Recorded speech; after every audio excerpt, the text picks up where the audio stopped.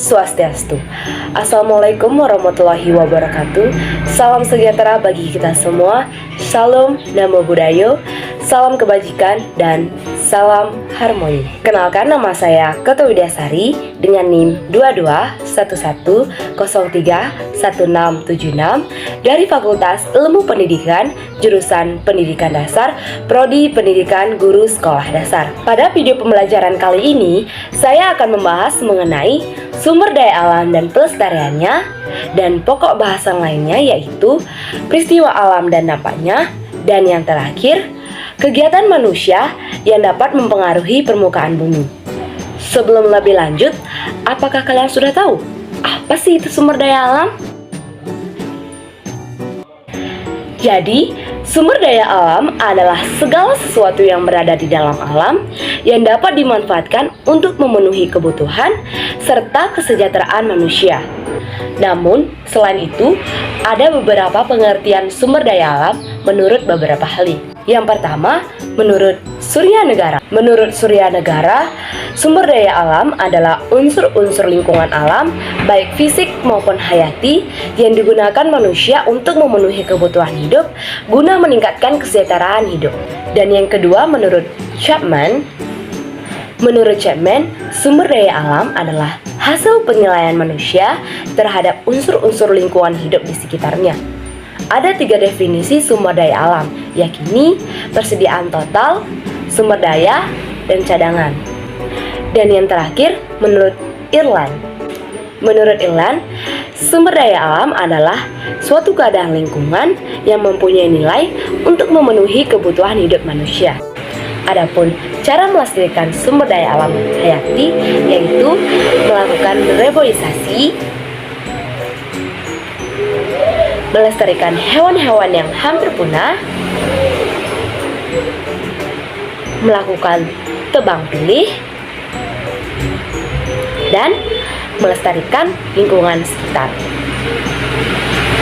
Cara melestarikan sumber daya alam non hayati yaitu yang pertama, menghemat air.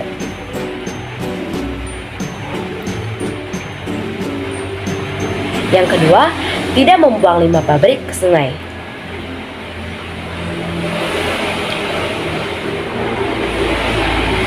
Dan yang terakhir, menggunakan kendaraan umum agar mengurangi polusi udara.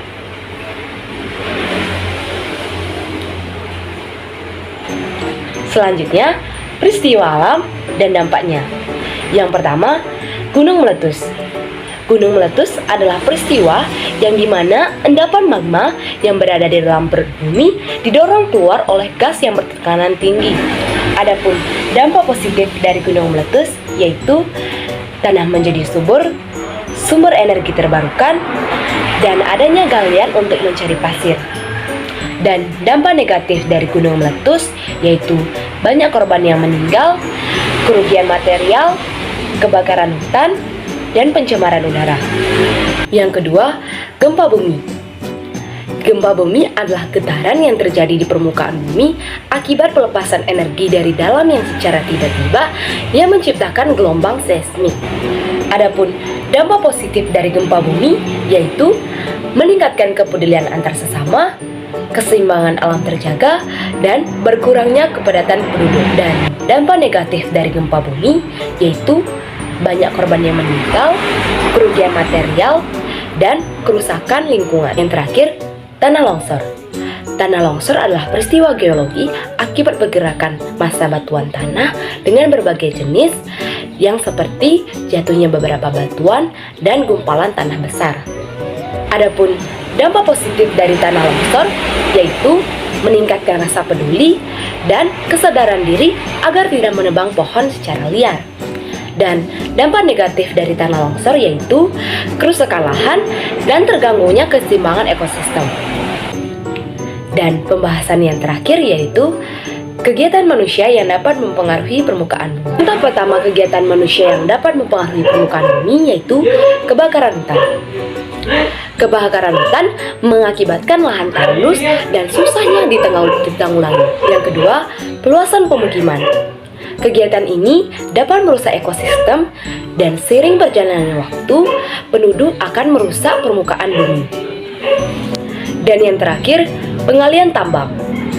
Kegiatan ini dapat membuat permukaan bumi terlihat tidak rata atau terlihat berlubang. Kesimpulan dari video pembelajaran ini, kita harus sadar bagaimana cara menjaga ekosistem dan lingkungan sekitar agar bumi tidak rusak. Sekian dulu ya video pembelajaran kali ini.